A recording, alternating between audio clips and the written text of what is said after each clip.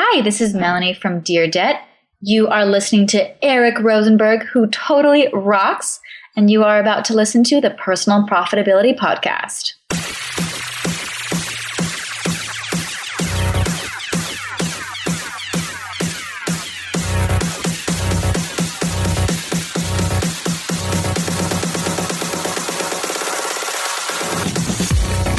You're listening to the Personal Profitability Podcast, where you'll learn how to earn income, live better, and put your money to work for you.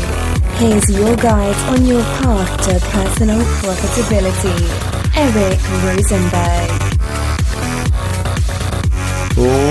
Ladies and gentlemen, boys and girls, children of all ages, welcome back to the Personal Profitability Podcast. As always, I'm your host, Eric Rosenberg. And today we're doing something a little different. We're joined by a guest we've had once before, but he's not going to be the guest. I'm going to be the guest.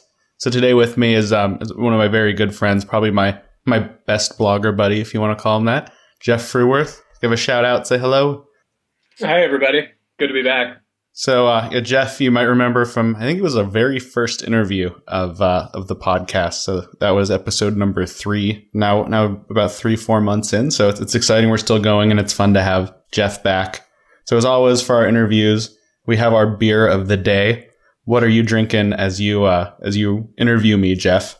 Well, since it's 8 minutes after noon as we're recording this, I went a little lighter and grabbed a Utica Club Pilsner Lager. Ooh, that's a good one. I like Utica. That's a good brewery. I like their stuff. They're consistent. They're good. They're flavorful. Anyway, so I'm about to open my beer. I've never opened a beer on the air like this before, I think. So let's see how it goes. Hopefully I won't explode beer on the microphone because the microphone costs way more than the beer.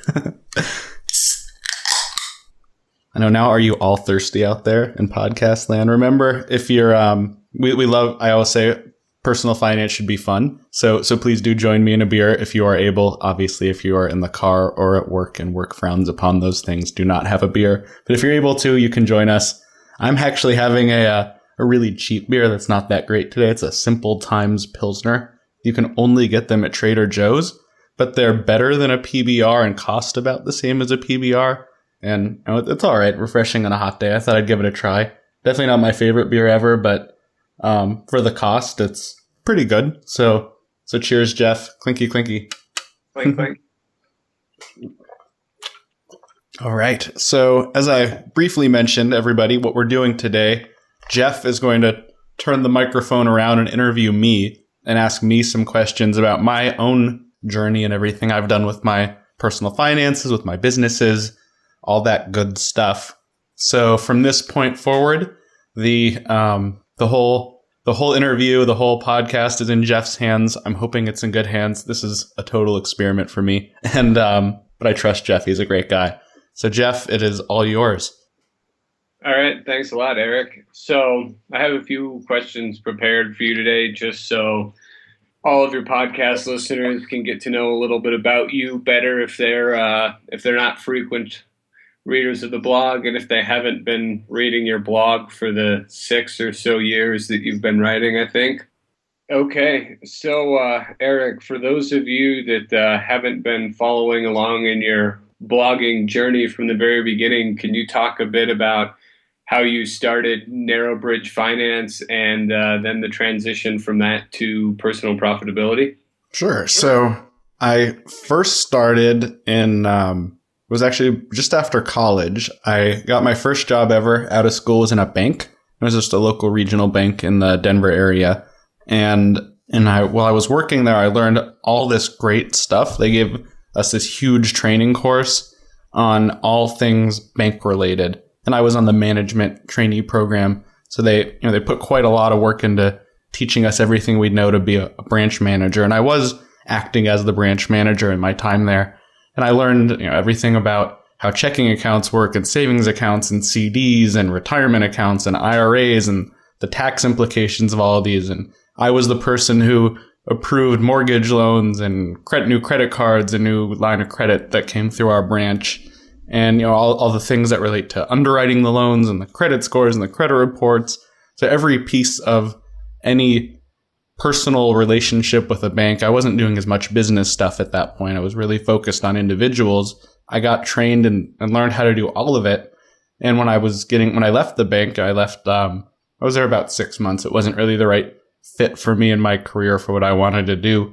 But I really enjoyed learning everything I learned and decided to start a blog about it. I'd already actually had my first blog about a year or two before. I'd started a blog about Israel and the Middle East, and I really enjoyed blogging and thought this would be an opportunity to do something a little more professional and be really helpful to people rather than just spew out my political opinions on a far-reaching region of the world. So that's how I started. I just wanted to share everything I had learned while working in the bank with readers. I'd also just finished my own undergraduate finance degree, so I was pretty academically educated in personal finance, and I managed to get out of undergrad without any debt. I actually had a full ride scholarship that I earned through working at a Boy Scout camp, and I had to spend out of pocket, I think it was less than $1,000, about $600-700 on my last month's rent when I ran out of scholarship money.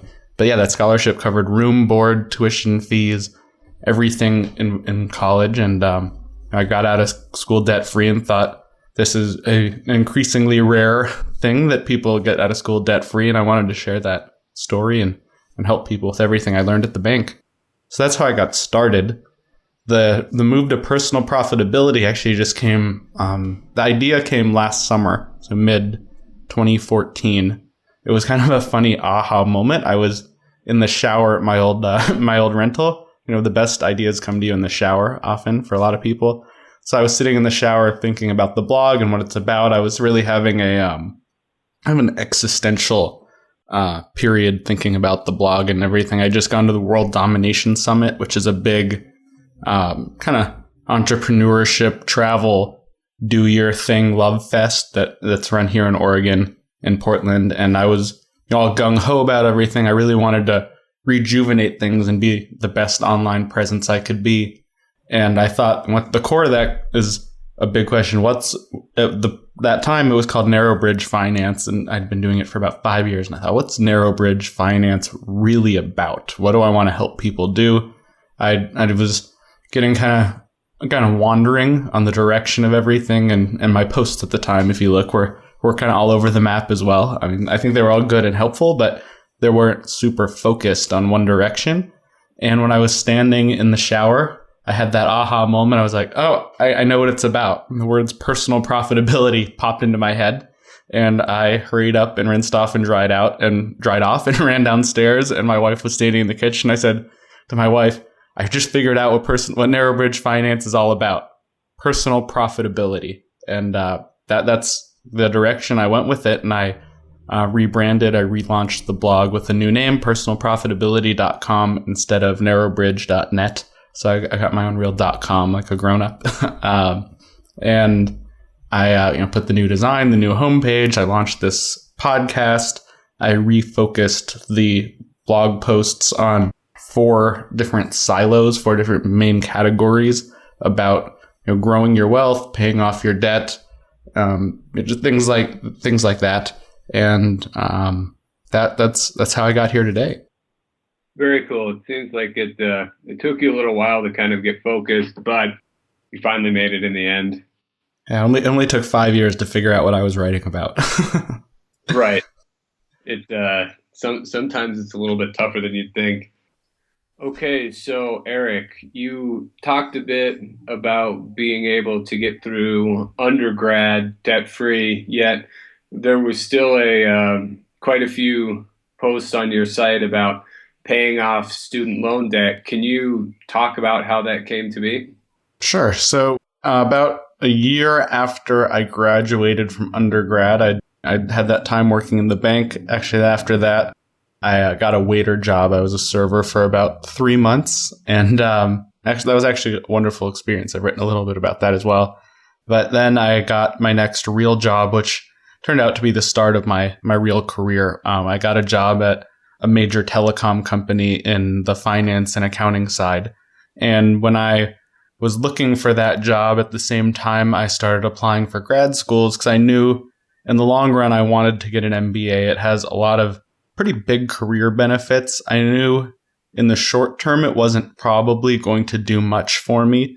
But where it would really help would be, 10 years down the road, if I was up for a promotion or a job at the same time as someone else, that would be the thing that would really set me apart. So, at the financial analyst, senior analyst level, maybe even manager level, there's not a huge benefit to an MBA. But from the next step from there, I knew that there would be a benefit. So I thought, it's worth it. It's worth the cost and the effort. And I decided to go for it. And I did my MBA at the University of Denver, which is a private school in Denver. And I worked full-time while going to school full-time to help pay for it. But it was still an estimated full attendance cost of $90,000, which includes room and board and whatnot. So I was going to have to pay that anyway.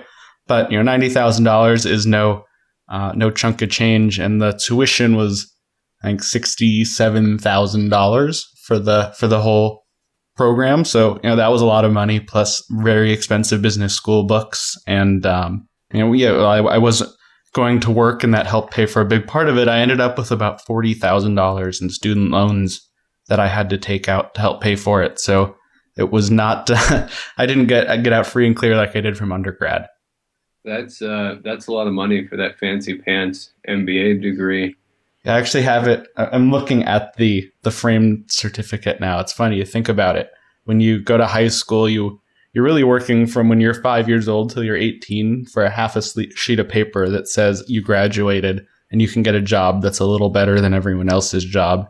Then you go to college for 4 years or 5 years for some people, maybe longer, to get a full-size sheet of paper that says you can get an even better job. And then I spent $90,000 for a slightly enlarged sheet of paper that says I can get a better job than that. So it's funny to think about what the piece of paper you get when you graduate your diploma. But yeah, it was a huge investment, but I think it did pay off. My job after that first telecom job I mentioned, I got about, it was a couple months after I graduated, 5-6 months after I graduated. Somebody who worked at another big telecom company from my MBA program sent me a note on LinkedIn and said, hey, we have an opening on my team and we're looking for someone with finance and telecom experience. And I came to mind for him. And that was my next job. And it gave me, it was, I think, about a $5,000 or $6,000 raise. So not huge. But if you think about just that direct job I got because of having gone to the MBA program, which there was no way I would have had that without. If over your career, $5,000-$6,000 a year, you never lose that. Anytime you move, your raises usually go with you unless you really take a big change in career path. So over, I don't know how I could do the math and figure out how long it would take for that $5,000 to add up to $90,000. But that 8 years. 8 years? 18. 18? Okay, so when I would be, I don't know, about 10 more years. I will have paid for it with just that move. But also because of the MBA, I got another raise. My next job, I got the one that moved me to Portland, came with about a 40% raise. And I don't think there's any way I would have gotten that without the MBA. And that's close to my salary now. And I don't want to disclose what I make at my day job. I do disclose everything I make online totally openly, but I don't ever totally disclose my day job income. But I'll say that 40% raise, it paid for the MBA in a lot less than 18 years, or will have paid for it in a lot less than 18 years. That's pretty interesting. So you said you moved to Portland after leaving your second telecom job. Mm-hmm. What can you talk about that a bit? I mean, you were pretty well established in Denver. I know that you went to high school there and you had lived there for quite a while. You went to a university in the area, and then you also did your MBA at the University of Denver. So you seemed you were pretty well rooted in Denver. So I'm sure that picking up and moving to Portland would have been a relatively difficult proposition, or had a lot of moving parts at least. Yeah, so that was a really big move, and one of the bigger decisions I think I ever probably made in my life was that one. We moved to Denver when I was 5 years old. I actually moved on my 5th birthday from Indianapolis. That's where we'd lived before. And it was because my dad got a new job offer at a company that ended up getting bought by Sam's Club. He was a higher up person in the company, so it was a good opportunity for the family and a good move. And I started kindergarten in Denver, and my sister was born in Denver, my little sister. So we were definitely a long-time Denver family. We'd been there, I'm trying to think how old I was when I left. Probably about 20, 25 years. So somewhere in that time frame, 24 years maybe in Denver. And it was a big part of my identity. I'm still Denver Eric on Twitter because I'm from Denver. I've thought about changing it, but haven't yet. So it was definitely a big thing to pick up and move. I had friends, over a decade. I'd had friendships. Some friends from when I was in kindergarten that I still keep in touch with. So people I'd known 20 years are all still in Denver. But I thought I'd always had kind of an itch to try something else. Most of my itches were to move internationally. I'd looked very seriously at moving to Israel at one point. I still play with the idea of moving to London at some point. So I can't say I'll never still live internationally. It's on my life list to spend 6 months in Europe. So at some point I will do that. If it's on my list, I'll do it. But I originally, before I decided to move to Portland, I was thinking about moving to New York City. A big part of that was I dated most of the Jewish girls in Denver that I thought I was going to date ever. And for me, marrying a Jewish girl was an important thing. I wasn't going to marry anyone else. I'm a pretty religious guy. And I had run out of Jewish girls in Denver that seemed to be the type that I would be interested in dating or would be interested in dating me, one of the two. And I was thinking, I'm going to move to New York because there's plenty of Jewish girls there. And with a finance degree, no problem finding a job. But then I did find my nice Jewish girl in Denver, who's now my wife. And she was definitely not a New York City type. So New York City became, it was not a place we were going to move at that point. And we talked a lot about where we might want to move because I was really having this itch. I felt like I had to go somewhere. And I hadn't picked, I loved Denver and spent a lot of time there. I didn't pick Denver. It was picked for me by my family. And I'd never really picked where I was going to live outside of Colorado. I moved to Boulder for college and a couple of times in Denver that I'd picked. But I never picked somewhere that I wanted to live just because I wanted to live there.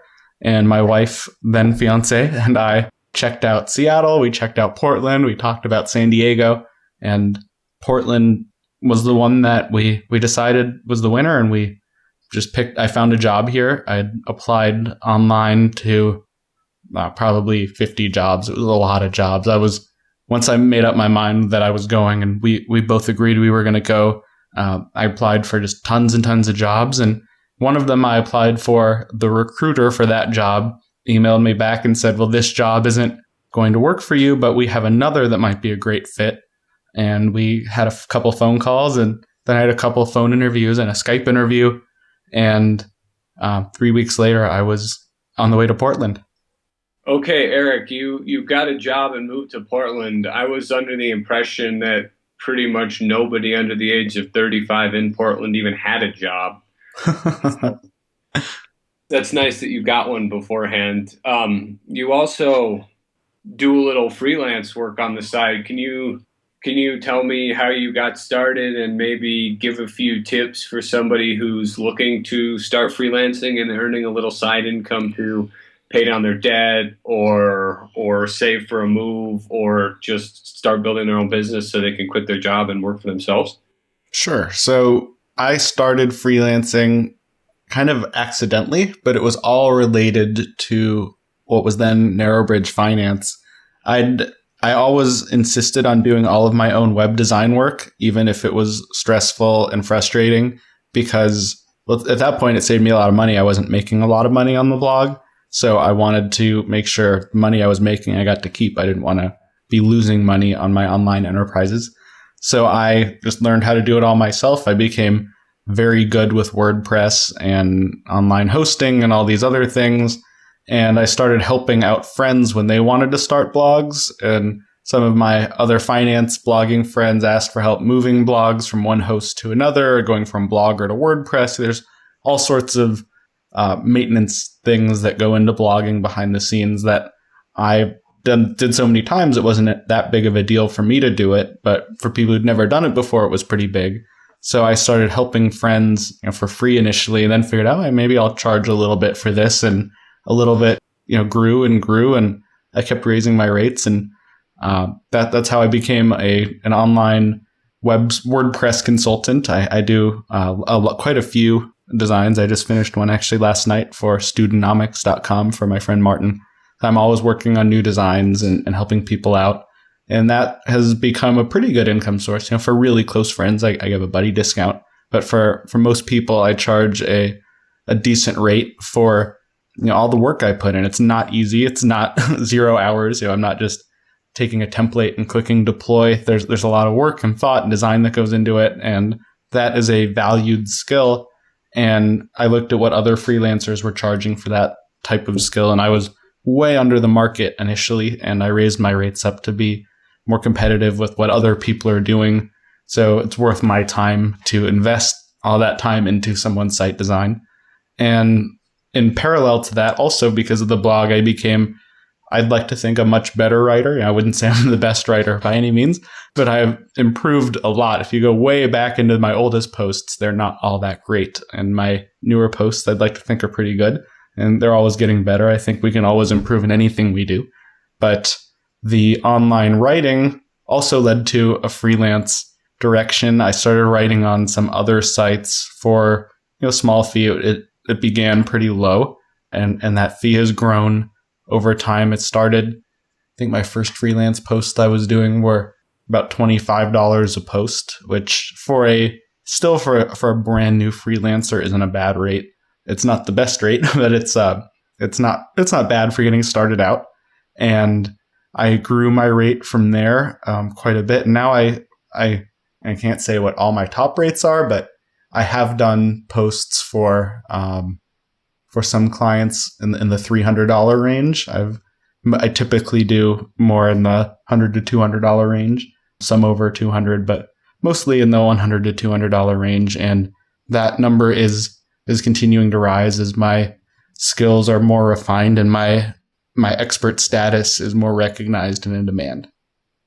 Very cool. So for someone who would want to get started as a freelancer, what would you suggest? I mean, you kind of have two separate freelancing gigs going on. You do the WordPress technical help and design and everything related to that. And you also do blog post writing and longer feature style article writing.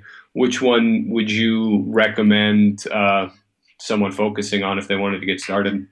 Well, I would look at what you're good at and what you already enjoy. If you like code and the challenge of looking at PHP and CSS and HTML and putting the puzzle together and figuring out how to overcome sometimes very frustrating challenges, web design can be very lucrative. There are people who charge 10 times what I do, and they probably put more time, but not 10 times as much as I put in for each site.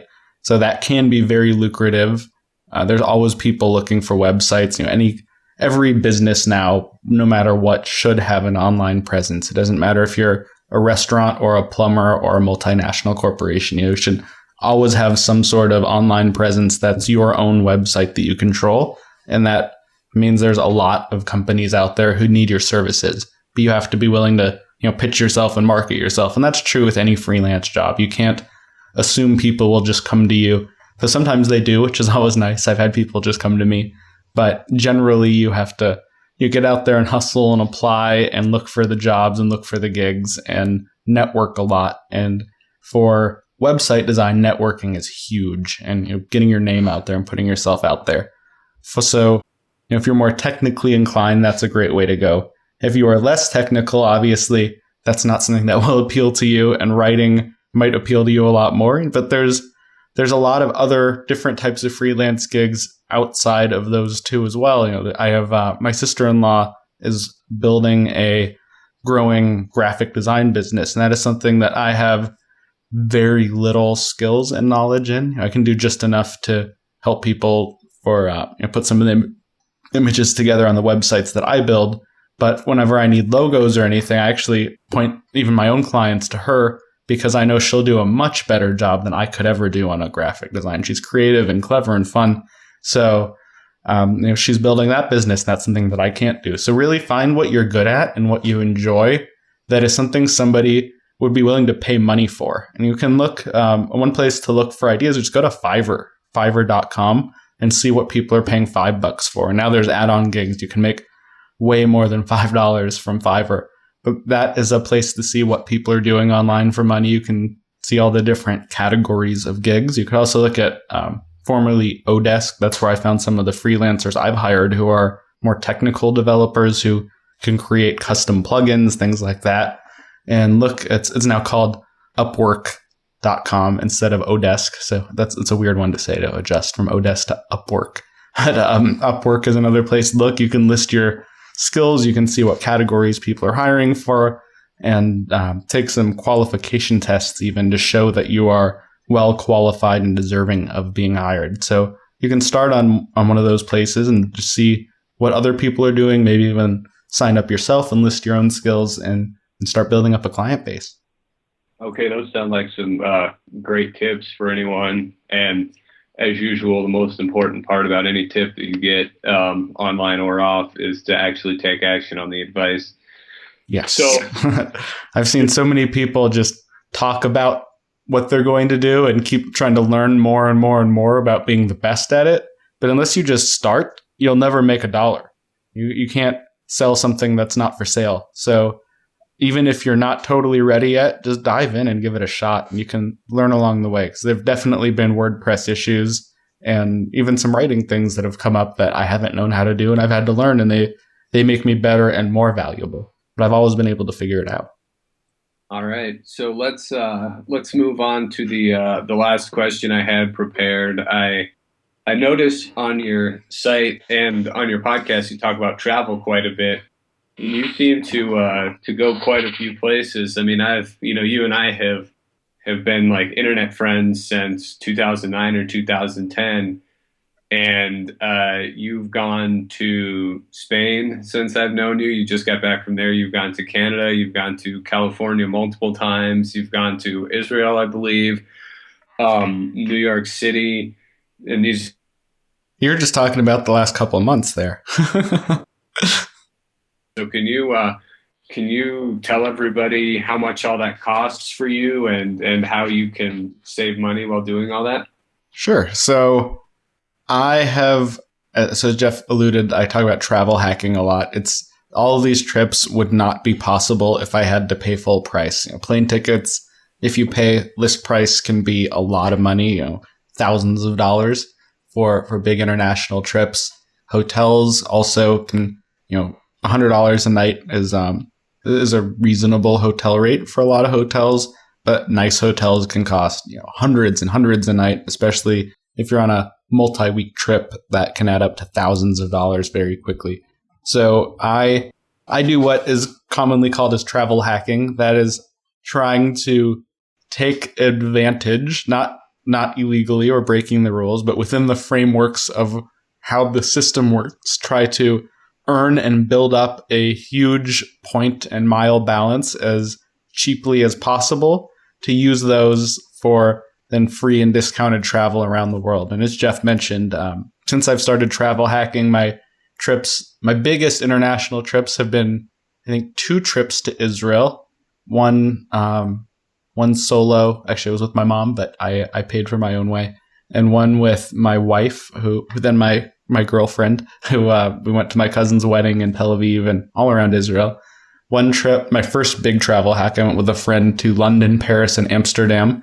And just I think it was about 3 weeks ago, I got back from 2 weeks in Spain, Gibraltar, and Portugal. And actually just this morning, I booked a flight to Santa Barbara and another one to LA. We have 2 trips to California coming up. One of them was nearly free. The other one for 2 of us from Portland to LA round trip was 17,000 miles and $20 out of pocket. And those 17,000 miles cost me almost nothing. So it was a $25 trip to California for our flights. So doing this, as Jeff said, it takes a little bit of work and actually a lot of work and a lot of time. So I'll give you a quick high level of how I got started with travel hacking, so you can keep learning. And I have a post on this that I'll put in the show notes, so you can see it's actually almost more of an ebook than a post. It's about 8,000 to 10,000 words, so it's pretty big and detailed. But the basic idea of how I travel hack is you look for the best sign up bonus credit card offers available today that will work with the airlines and travel habits that you have. So, if you live in, let's say, Denver, having a lot of United miles will be really great because United has a huge hub there. But having a ton of American Airlines miles, not as useful because you have to go through Dallas, let's say, to go most places, or Phoenix. So there's big gateway hub cities that airlines have.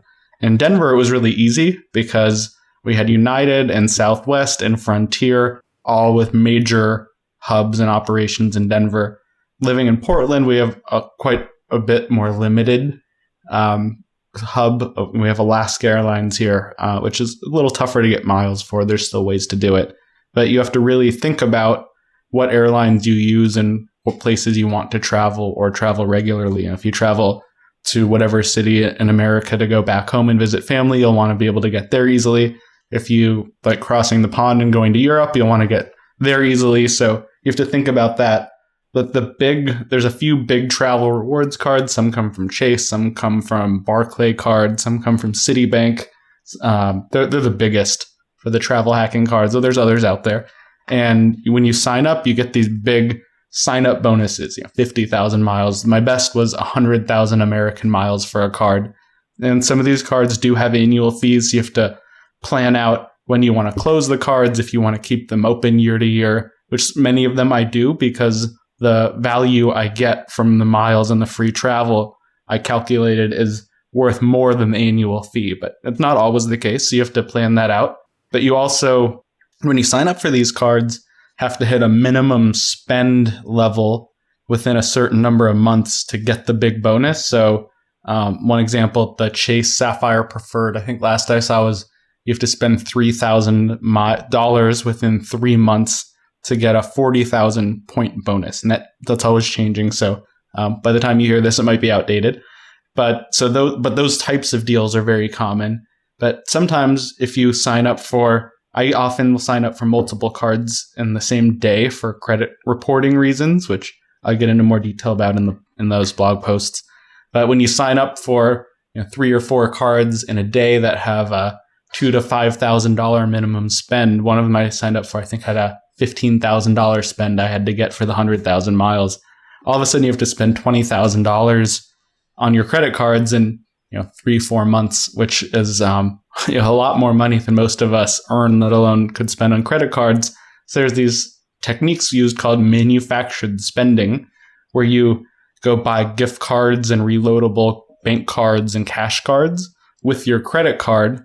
So when you swipe the card, it looks like a credit card purchase, spent $500 or $1,000, but really out of pocket, you only spent $5. And you can cash out those gift cards and cash reloadable cards to pay off your credit card bill. So it's kind of a cycle and you're not really spending that money. So that's kind of the basics of how it works. There's also the other side of how you use it. Booking reward travel is not as easy because, with cash, you just click buy and it's done. With award flights, you have to find the best seats and you don't want to pay. There's discounted seats and double price seats depending on what your airline is. They're called Super Saver Awards or something like that. And you don't want to get half the value per mile that you could get. So there's a lot of moving parts to it, but it's totally doable. Anyone can do it if you have a good credit score. That's a big part of it. And you manage your credit well. If you spend uncontrollably when you have credit cards, this is not for you. But if you have good credit card habits and you think ahead and are willing to plan and do work, you can really go anywhere in the world without spending all that much money. I have enough miles and points right now that I could take myself to Europe and back, not including my wife, I think 5 or 6 times. So with my wife, I think that'd be 2 or 3 round trips to Europe, or it takes more points to go to Asia sometimes or Australia, but we could go anywhere in the world right now for free with our miles or very close to it. And at least once or twice.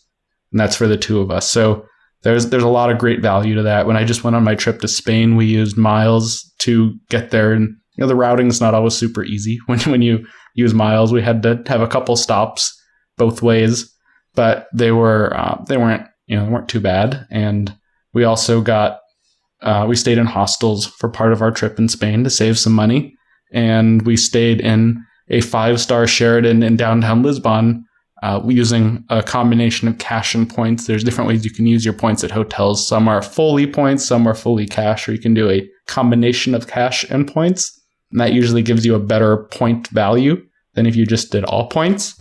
So we stayed in a room that, the little thing on the back of the door said, this room normally costs 450 euros a night. We got it for 75 euros a night.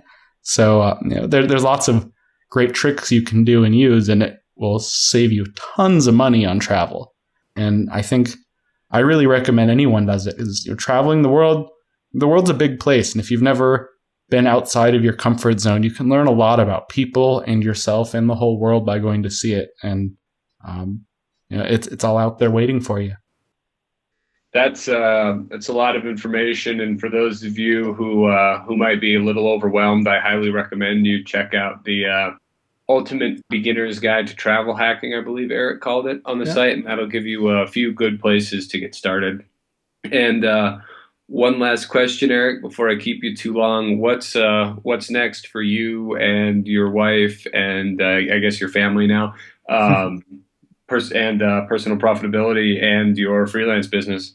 Sure. So, as Jeff slyly alluded to, something that I've shared with my email subscribers, this will be the first time I'm saying it on the podcast. I am expecting my first child with my wife. Obviously, it takes two to make a baby. So, yeah, we're expecting our first child. We don't know the gender yet. We just found out a couple months ago, and we are so excited to be new parents. This is the right time and the right step for us, and we're absolutely thrilled. So that is that's a big change. And when I've been working my full-time job and doing all my freelance stuff and my own blogs on the side, it's a lot of hours. It takes a lot of time to do all of this. And I have to now think about prioritizing my time, because obviously I don't want to be the workaholic dad that doesn't spend time with my kids, especially when they're little and growing up. So I have brought on a new VA, a new virtual assistant, who's helping take off some of the load of repetitive tasks and things that I don't like doing as much for the blog. So she's doing some of the formatting and the scheduling of my blog posts, something that I've always done for myself. I've on and off had freelance writers writing on the site to help out as well, and they're continuing on. I have one freelance writer right now, and with him and the VA together, those are posts I hardly have to do a thing with, which is really nice. I just give them a one-time edit myself. I also actually have a VA that helps edit these podcast episodes, so you won't hear it when you're listening, but Jeff and I have had some technical issues with our connection, and the VA that I have will edit all of those out and make it a nice, good experience for you. And that's time that I'm now saving for spending with my family and preparing to spend with my family. So next big steps, I'm keeping going with all the things that I'm doing and enjoying. I have been scaling back a little bit on my web design work, because that's pretty time intensive for the ROI that I get out of it. And I'm refocusing some of my efforts on my best clients for both web design and freelance writing. And I'm starting a new venture also on the side with this time I found a partner, and you can go see the site. If you're looking at it as this is being recorded, you're just going to get a landing page with an email form, but the website behind it will be opening up in the coming weeks. It's called Moneymola, which is at MONEYMOLA.com. And the idea is it's a site to help people who lend money to family and friends better manage that. So it'll let you use auto pay and the same type of loan amortization tools that you get when you get a loan from a bank, except you don't have to go through a bank. So if you're loaning $500 to a cousin, or if you're the rich uncle who people come to for money, you can track all these loans now, whether it's to a family or friend. You can manage all that together, and we'll see how that goes. We're not live yet, but we're going to be starting at the end of June. Hopefully, we'll start our alpha testing. So I'll be calling up friends like Jeff to test it out, see how it works. In July, we'll start adding the auto pay and ACH features so people can pay each other through our website. And hopefully in August or September timeframe, before FinCon comes up and we're all together with my finance blogger friends, we want to have the whole site ready to go and up and live. So if we're on schedule, within a couple months, I'll also be a tech web entrepreneur. That's quite a bit of things you got on your plate, Eric. Well, I keep busy, and I still find time to have a beer and go ride my bike from time to time. So, cheers. All right. Well, thanks for giving me the opportunity to lead your podcast and sitting down with me to help your readers get to know a little bit more about you. Yeah, so thank you. Well, everyone knows how to find me. I'm at personalprofitability.com, or hopefully you are subscribed to the podcast at you can find it on iTunes or Stitcher. And if you have a moment to leave a rating, hopefully you'll leave a good one. I'd really appreciate it. It helps me a lot. If you want to know more about Jeff, you can find him at sustainablelifeblog.com. He's also on Twitter and Facebook and everywhere else. Is there anything else you want people to know how to find you, Jeff? No, those are the best places to find me online. Great. So head to sustainablelifeblog.com and you can find Jeff. He's doing lots of projects too. We talked, as I mentioned, I think it was episode 3. So you can go back and listen to my interview of Jeff with what he's doing. He's doing some SEO work, which is really great, helping out other bloggers and website owners to improve their websites. He has his own blog and his own baby who he just had. How old's your daughter now? A year and a half? 15 months. 15 months? Yes, and I've been lucky enough to meet his daughter. She's totally adorable. So I'll be joining Jeff in the path to fatherhood, and he's a great guy. Lives in Wyoming, does some very cool stuff. So please do give him a visit and check out the show notes this will be at personalprofitability.com. You can click on the little podcast logo on the homepage there at the bottom, and that will take you to a list of all the podcast episodes, or you can check it out on iTunes. So thank you, everybody, so much for listening. It really means a lot that you took the time to hang out with us today, and I hope you find it helpful and useful. If you have any questions, you can always shoot me an email, eric@personalprofitability.com. And until next time, my friends, stay profitable.